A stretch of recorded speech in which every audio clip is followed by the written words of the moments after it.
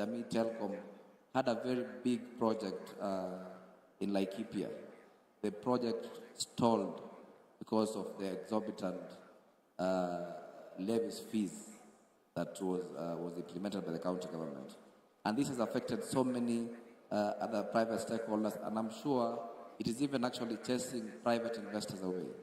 I'd like actually to encourage the county governments to see the private investors not just a revenue stream, but also as an opportunity for the infrastructure that is brought in the county so that they can operate smoothly. I call it double taxation because the same private companies that are here, that are trying to invest in county governments, are equally paying taxes to the national government, and again, there's other taxes that come with the county government. So let us take the private investors as partners so that we can make sure that this agenda of connectivity, of connecting the whole country is a success.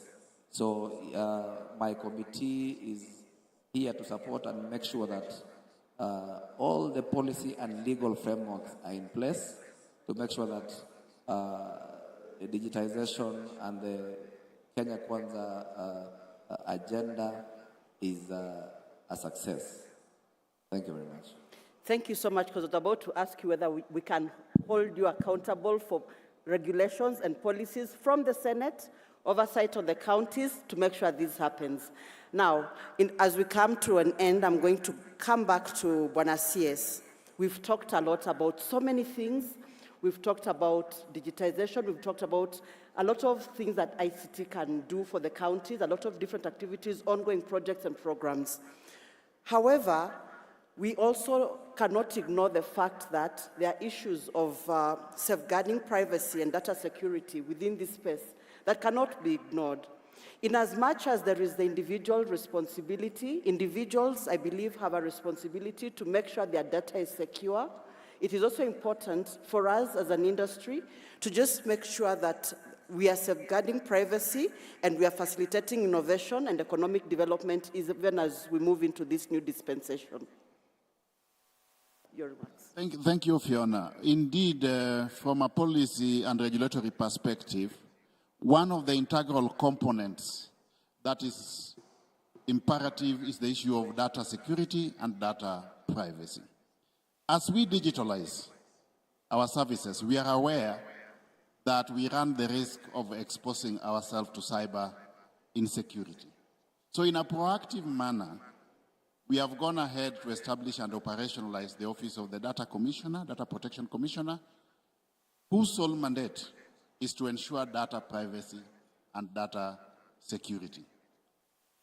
At macro level, we have also come up with a multifaceted team entailing different facets of government who are continuously scanning the operational environment to discern the emerging trends in cyber insecurity and correspondingly coming up with proactive measures so that we have an elaborate risk mitigation framework around our digitalization agenda. So the assurance I want to give Kenyans is that as we digitalize, we have got an elaborate risk mitigation framework that would ensure that there is both privacy and security of data. But in the same vein, our digitalization agenda overall must be anchored on an enabling policy, legal, and regulatory framework. So in a participatory manner, as the ministry charged with the functional mandate for policy formulation and regulatory aspects, we are continuously, again, engaging integral stakeholders in the digital space so that based on emerging issues in the operational environment, we can see where there is need to review the existing policies, laws, and regulations so that the digitalization agenda is anchored on a sound policy, legal, and regulatory framework. Perhaps I may also add one more thing, that the entire facet of digitalization we are undertaking as government requires high levels of collaboration and partnership. In fact, all that we are undertaking as government in the digitalization agenda is heavily augmented by the private sector. An example which I had alluded to earlier is the rollout of the free smart enabled phones, where the telecommunication companies are coming in by intervening in the gap that is envisaged in the market. So public-private partnership is a critical success factor for purposes of our digitalization agenda. As government, we can perhaps do a maximum of 52%, 48% to be done by the private sector. If we can do everything through the private sector and we only remain with the ambit of ensuring that there's an enabling policy and regulatory framework, so be it. Thank you so much. Thank you, audience, for being with us. Thank you, panelists, for the wonderful discussion we've had. We come to the end of our session. In the interest of time, we may not take questions right now unless I'm told I can take one burning question. 1, 2, 3, no mic, no hand. Okay, there's a hand that went up. I said one burning question. So kindly, you'll have the mic. Do you have a roving mic?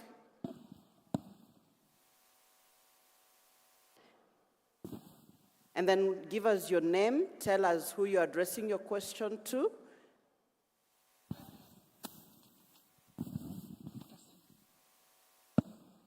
Thank you all. My name is Lerin Kitema. I am the Chief Officer ICT from Kilifi County. I am addressing this question to CSO Wadlo. If you could kindly help us with the broadband of the current connectivity of the internet. The current connectivity is a bit slow, so we are experiencing a lot of buffering. While it's supposed to be 100 Mbps, it's currently at 12, buffering at 12.5. So this is my humble request to you, so that you can consider this done for our offices. Then the next question, or the next thing that I would request you to address is if we could have a common ICT policy that mirrors the digital transformation right from the ward level, that is supposed to address the issues from the ward level for the county governments and then to the national government. That would be quite in order for the county government. Thank you. Thank you very much. Bonasias, will you take that or? Yeah, let me pick that right away. In terms of the capacity she has alluded to, what we are doing as government is to enhance the capacity of our North B network.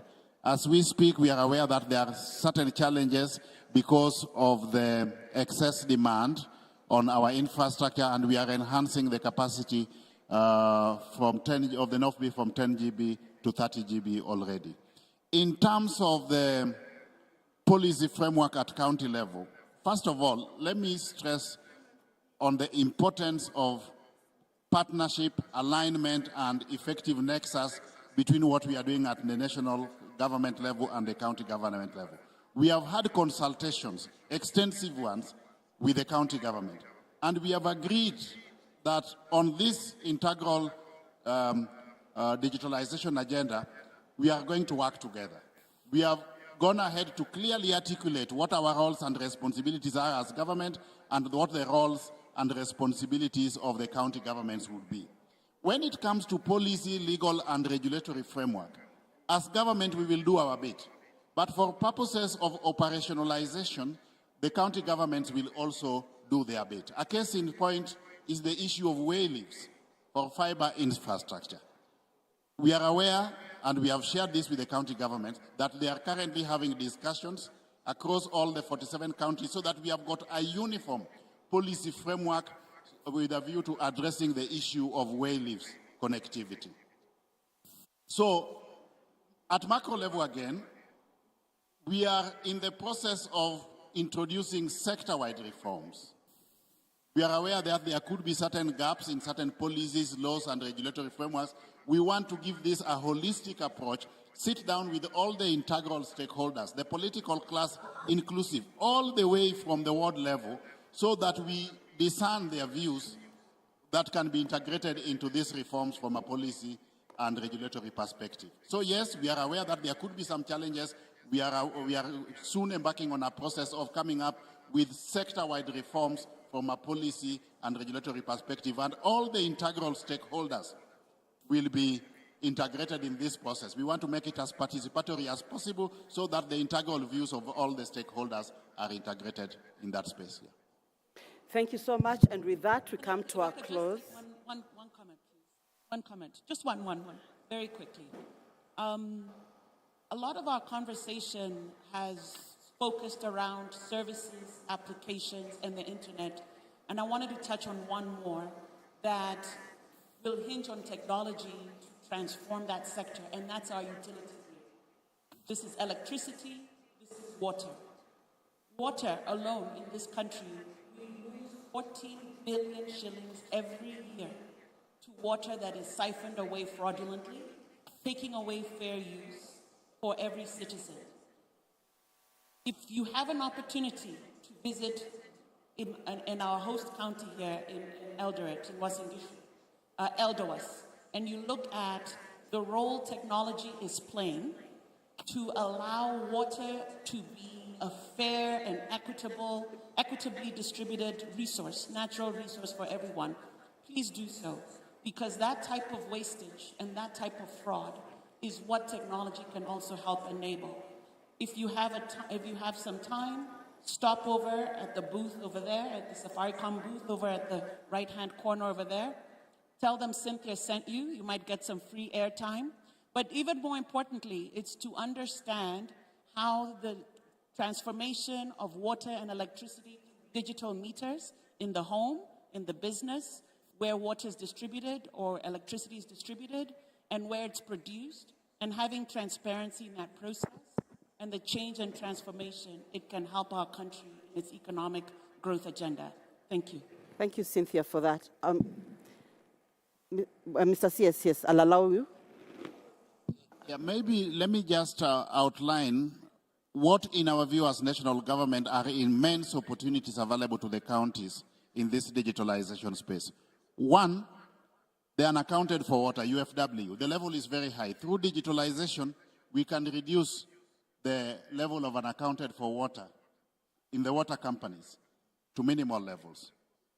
Enhancement of the revenue base. There are quite a lot of opportunities, business activities being undertaken which are not in the tax bracket.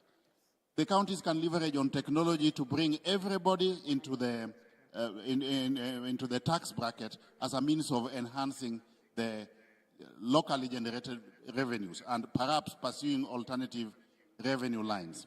E-commerce is imperative, and this is one area where we are partnering with the counties. The counties are giving us suitable sites, market sites.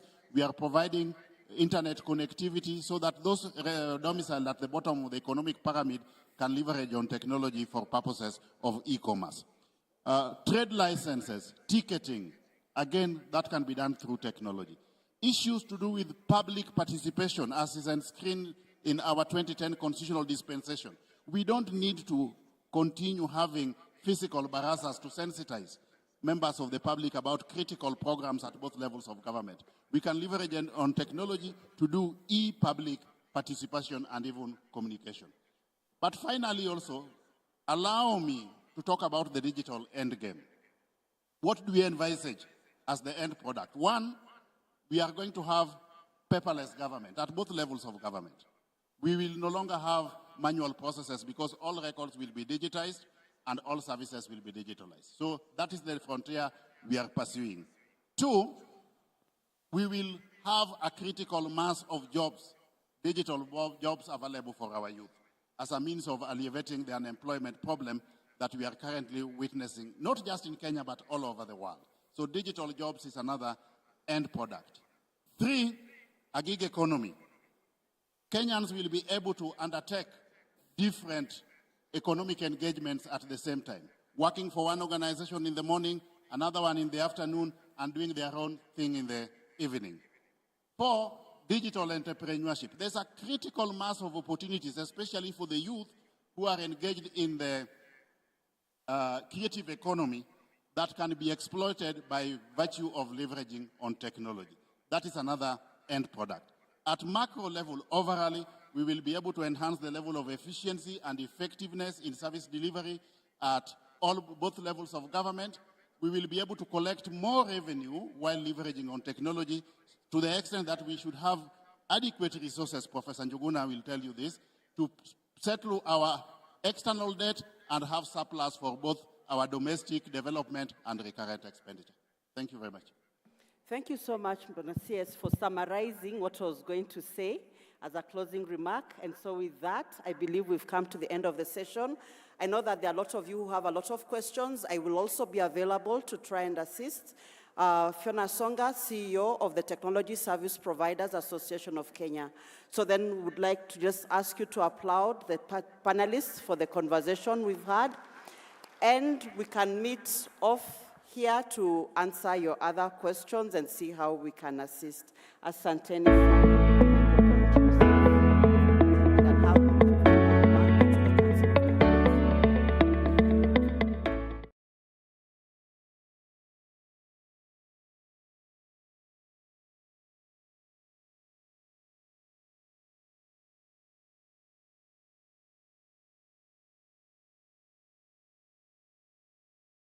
In yellow, and I'll share them with the panelists. I know CS Owalo is very, very passionate about the subject he's speaking on. I know very well that Governor Ochich is also very passionate about ICT in the counties. Ezra Chiloba himself from the Communications Authority, they are very diligent and very, very committed to seeing ICT work. If you have got questions, please, draft them and I'll share with them wherever they are seated. I will get opportunity for them to respond to them. And thank you very much again for that. Let's clap for them again. Colleagues, ladies and gentlemen, we started late.